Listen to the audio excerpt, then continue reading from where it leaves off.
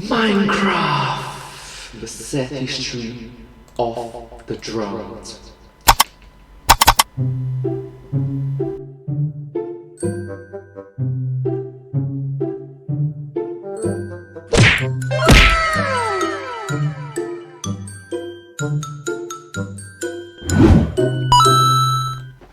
Hello everyone, welcome and get to it. Yeah, Minecraft fire. What am I doing? Hi everyone, thank you so much for coming over to my video. Waves are not measured in feet or inches. They're measured in increments of fear. The ocean is an object of no small terror. There are three sorts of people: those who are alive, those who are dead, and those who are at sea. The Underwater Theorists sequel. Oh, I get it. Sequel, because it's about the sea, the ocean, and there's the drones. I get it.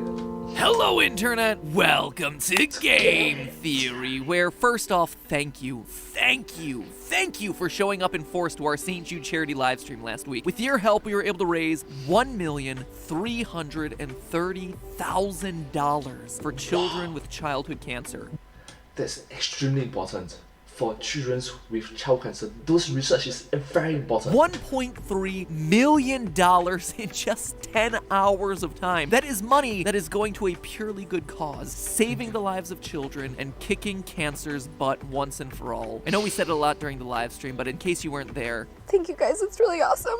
It makes such a difference. It's literally buying back the lives of children. All this money that is being raised right now is going to save more kids that are coming to the doors of St. Jude. So thank you guys. Thank you for being there. Thank you for showing the world that being a YouTuber or being a fan of YouTube, being a gamer, YouTuber, YouTube fan, a gamer, YouTube cancer. None of those things have to be dirty words. That is the power of communities united to make a change, and that's pretty darn incredible. And then, along with raising that amazing amount of money, I also got myself dunked, egged, and shaved by some of my best friends both on and off YouTube. All in all, it was pretty amazing across the board. So thank you for being there, and thank you for helping to make December 3rd the single proudest day of my YouTube career. So now let's talk about pirates.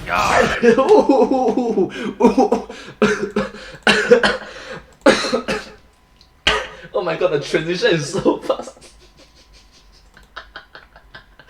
From zombie song, thank you so much. To pirates.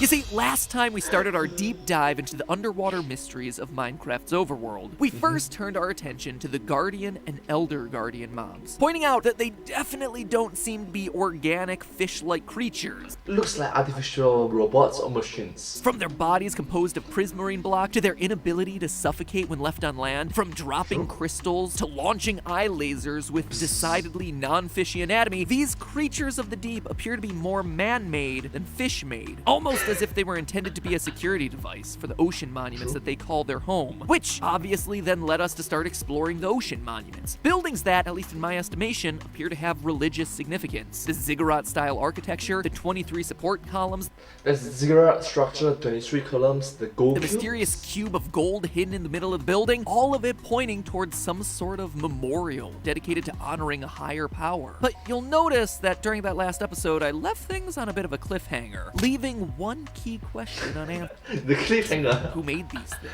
If the Guardians and the Elder Guardians are some sort of machine or security device, well, someone must have created them. Same thing with the Ocean Monument. If these massive structures really were built as religious structures for god worship, well, who built them to worship those gods in the first place? The answer might at first seem pretty obvious, right? The drowned. The underwater zombies that swim around throwing their tridents at you and making underwater exploration just a big ol' headache. Because they're the only humanoids underwater, it seems like it clearly must be them, right? And it is! Or, at least it's my theory that they're the ones who built these structures, but not for the reasons that you would expect. You see, there's a lot to show the history of the drowned, their connection to these monuments, and how they became the drowned in the first place. Spoiler alert, these guys aren't just zombies who fell into the water, even if that's...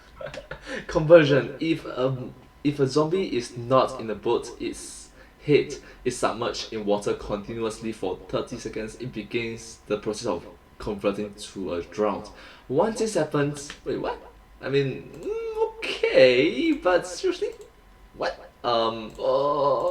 It's hard to believe.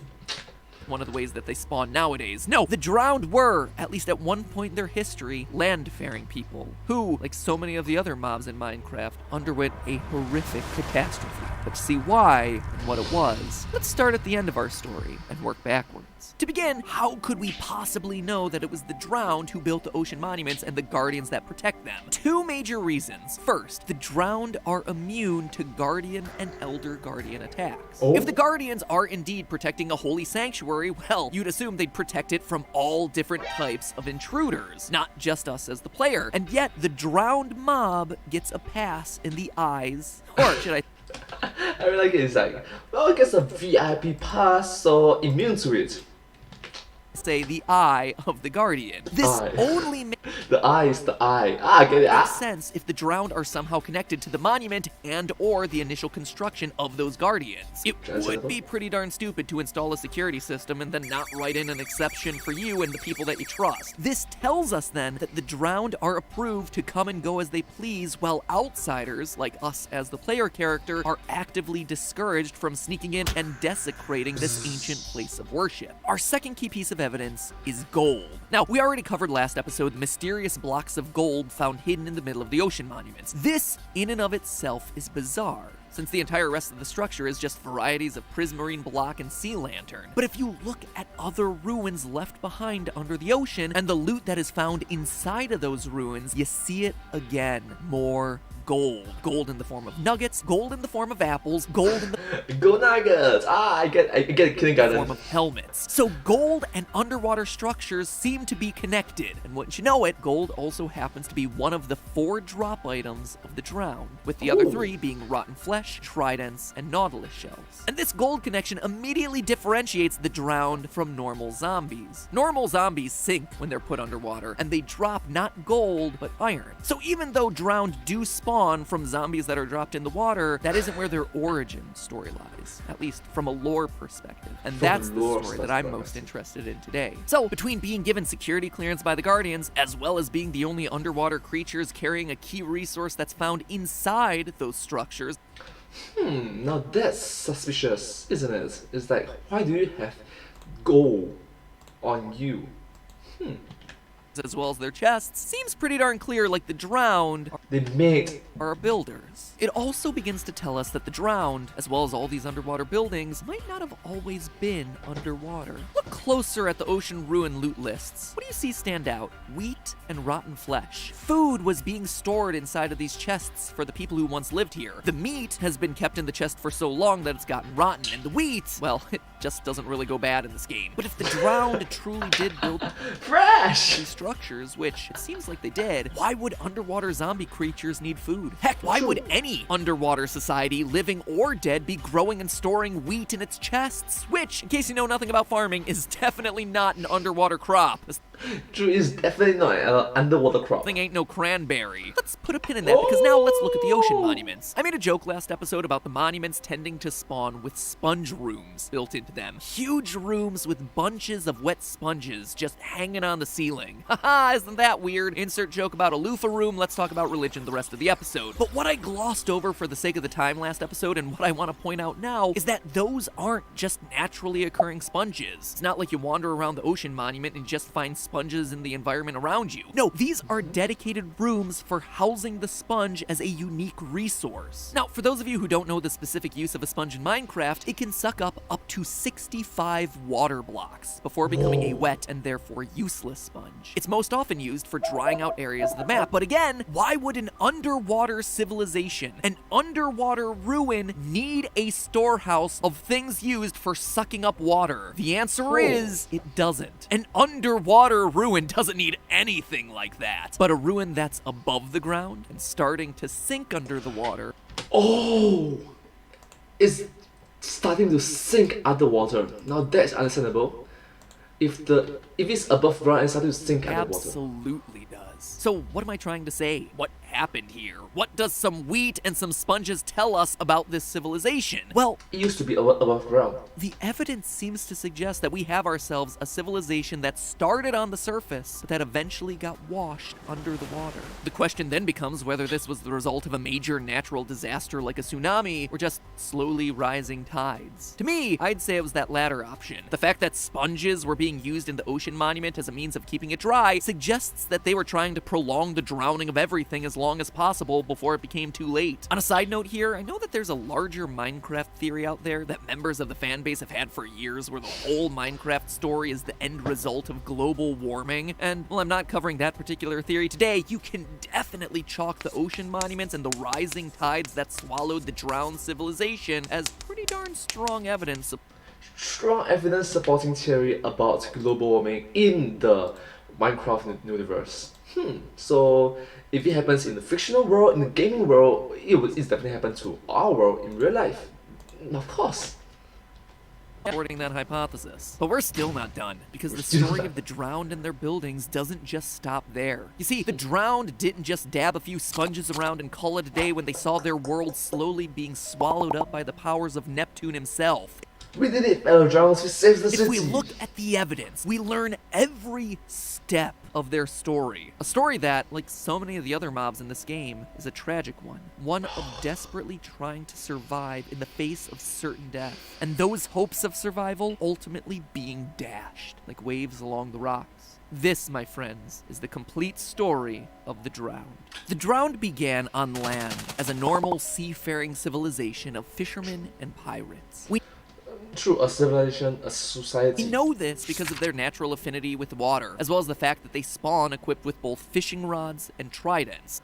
In the current, back in their society, back in that civilization. Two common tools for ancient fishermen. And yes, although they've now been replaced with fishing spears, tridents were indeed an old school fishing tool used in ancient Greece as like a harpoon for nabbing some fish kebabs. That's why you always see Poseidon and Neptune depicted with a trident. Cue the more you know graphic. I say that The more you know. this ancient civilization were pirates as well, because the drowned mob is hostile towards villagers and wandering traders. This seems to indicate that a large part of their old culture involved raiding villages for their various supplies, and just old habits die hard. The loot you find in ocean ruin chests also seems to support this. Whereas most other chests throughout the game, in places like the Nether Fortresses or the End, have very consistent materials telling a very clear story of where a society was at a certain point in time and what resources they had to get there, the ocean ruin chests are kind of filled with a mishmash of stuff. You got some coal, gold, emeralds, some stone items mixed in there for some reason, leather. It's almost as if they've been taking whatever supplies they can grab from lots of different places around the world and Oh, no wonder you mentioned that at the start of your particular episode is pirates. just shoving them in their chests. Plus, I gotta admit, the drowned are hostile towards baby turtles. And no one nice is hostile towards baby turtles. So, they gotta be pirates. Putting aside the pirate business, we know for sure that they were a fishing and water-based culture that also happened to be deeply religious. But then the waters started to rise. Sure, they tried their best to hold back the floods using sponges, but it clearly wasn't enough. The waters weren't receding. If nothing was done, their whole world would be swallowed up by the very oceans their livelihoods were dependent upon. So they did what they know best. Their best fishermen took off into the ocean. Why? Because they were in search for one thing, the heart of the sea. Notice inside ocean ruin chests that there's one additional item that really stands out, the buried treasure map. Now, this is important. There are 3 types of maps in the game of Minecraft: ocean, woodland, and buried treasure. The Ocean treasure map, woodland treasure map, and buried treasure map. first 2 are fairly standard. They're sold by pretty much any cartographer. But the last one, the buried treasure map, can only be found in the remnants of the drowned civilization, underwater ruins, and shipwrecks. And that shipwreck detail is important. It tells us that these fishermen went out into the oceans on their boats, carrying these maps, looking for the treasure that was hidden on those maps. Now, buried treasure in Minecraft is pretty interesting. It can include everything from TNT to cake to chainmail armor. Basically, lots of different items can all be found inside of these hidden chests. And, like all buried treasure, most of the stuff you're gonna find is gonna be common, boring, everyday items that could probably just as easily have been crafted or bought at a store. But there's one unique item that can only be found inside these buried treasure chests: the heart of the sea. Oh my god, the heart of the sea. Ooh, wow.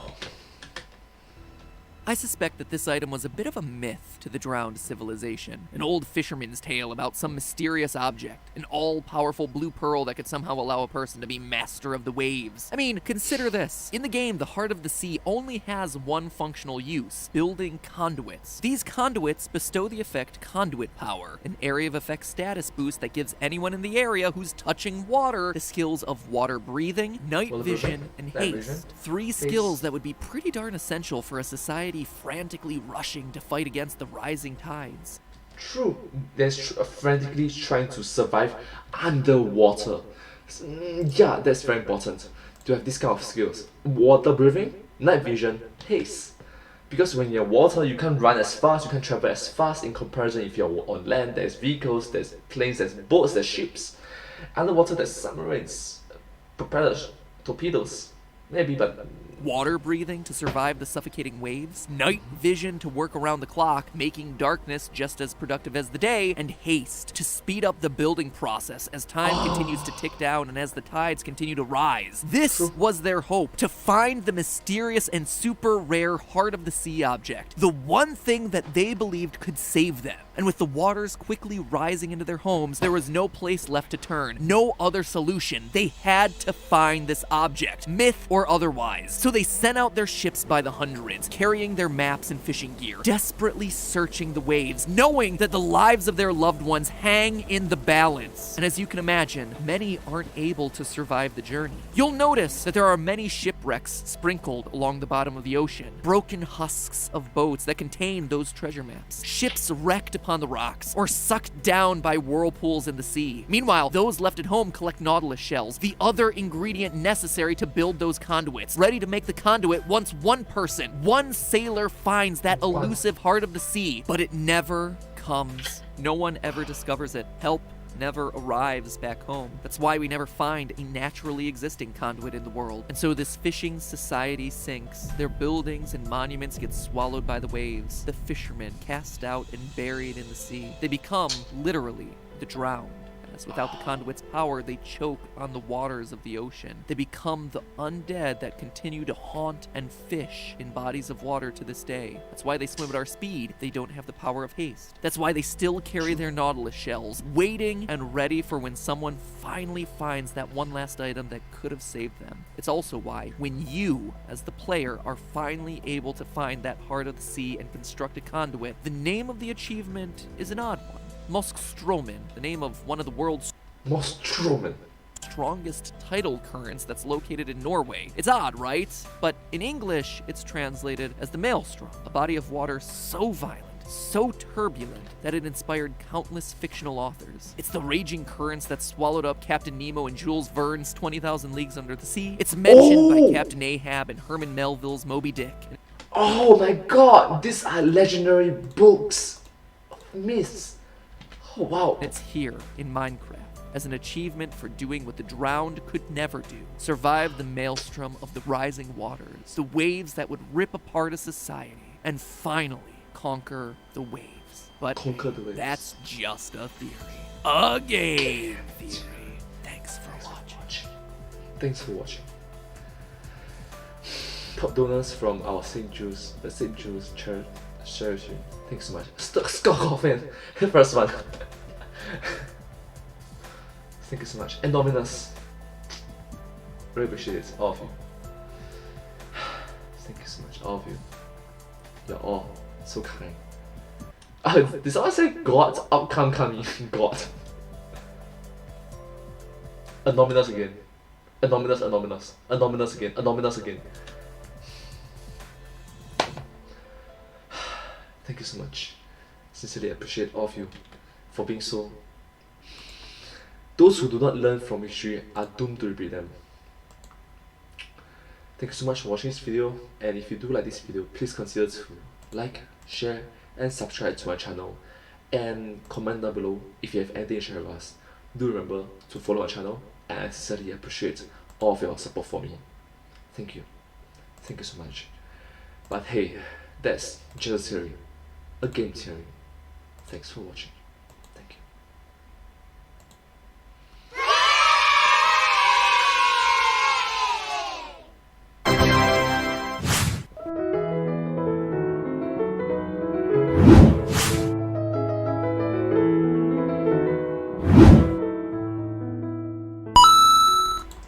Thank you so much. This video came out in the year 2019, which is around 2 years ago, from the YouTube channel The Game Theorists. I'm sincerely appreciative if all of you show support for their work, and yeah, I hope to see you again soon. Thank you so much. I'm just saying, just a small fan of the channel, and for the donations, for the charity, thank you so much. Very important that all of us should love and care for everyone. Thank you.